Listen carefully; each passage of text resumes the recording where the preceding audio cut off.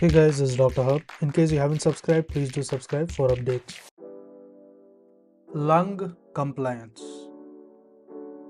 So the compliance is nothing but a change in the lung volume. So it is a change in the lung volume and it is per unit change in the surrounding pressure. Per unit change in the surrounding pressure. So how is the presentation? How is the formula? So if you look at the formula, it is nothing but the delta V by the delta P. So this is the formula which is used. Now let's look at the factors affecting the compliance. So the factors which affect the compliance, it includes the lung volume. So it is the lung volume. So lung volume, the smaller the lungs, the smaller is the compliance.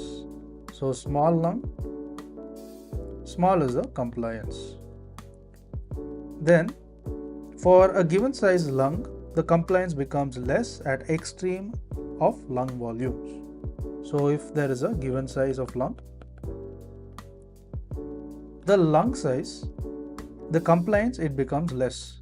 So compliance, it becomes less, and this will be at the extreme lung volumes. So this is at extreme lung volumes. So other thing to notice, the compliance is slightly greater when measured during the deflation. So compliance, it becomes greater. It is increases during the deflation. So it's increased during deflation and then the inflation. So in deflation, the compliance is increased.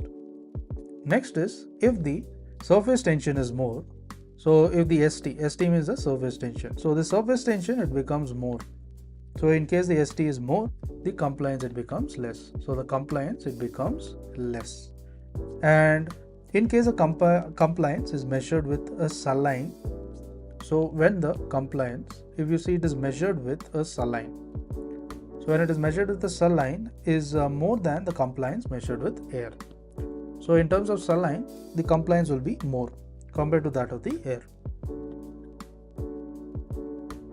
Next, let's look at where the conditions where the compliance will decrease. So where the compliance will decrease. So compliance, it decreases in terms of the pulmonary fibrosis. So in terms of the pulmonary fibrosis, the compliance will decrease, and this is nothing but due to the increased fibrous tissue.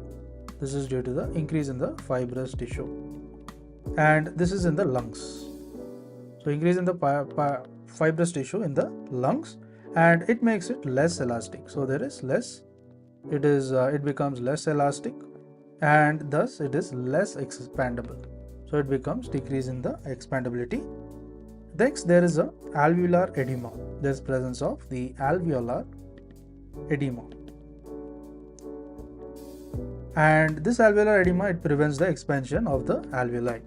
It prevents this alveolar edema. It prevents the expansion of the alveoli. It prevents the expansion of the alveoli. Next is in terms of the lung, it remains unventilated.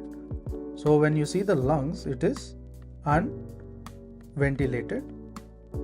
So here what happens is when it's unventilated for a long time, in the lung volume, in a low volume, so this is in a low volume, lung, and this is due to the atelectasis of the lung units or increased surface tension. So it is due to the increased surface tension or the atelectasis. Next is the increased pulmonary venous pressure. So there is increase in the pulmonary venous pressure, that is a PVP. Now where the conditions where the compliance is increased. So the compliance is increased in conditions such as the pulmonary emphysema. So in terms of the pulmonary emphysema, the condition is increased, as well as the normal aging lung. So in terms of the normal aging lung also, it increases.